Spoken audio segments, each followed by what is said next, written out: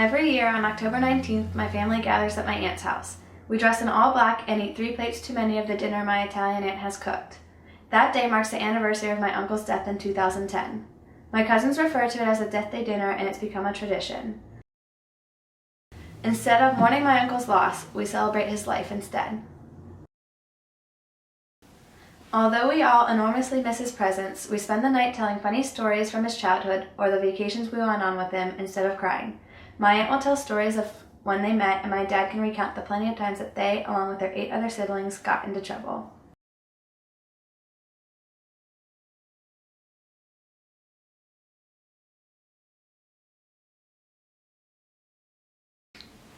My uncle started a 7 fishes dinner on Christmas Eve years ago when he was younger.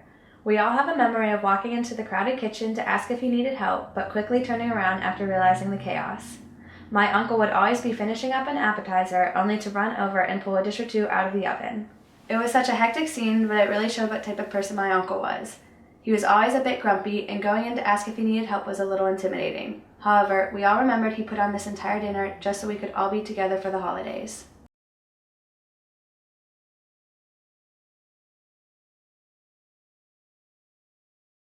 We have a new Death Day tradition in our family. Based on an Irish tradition, we each take a shot of Jameson's whiskey.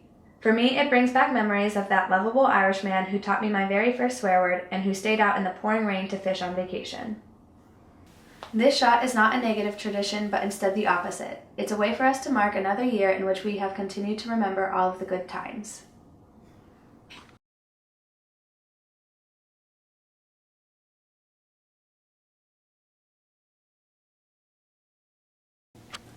We focus on all of the happy memories rather than that one awful day in October a few years ago.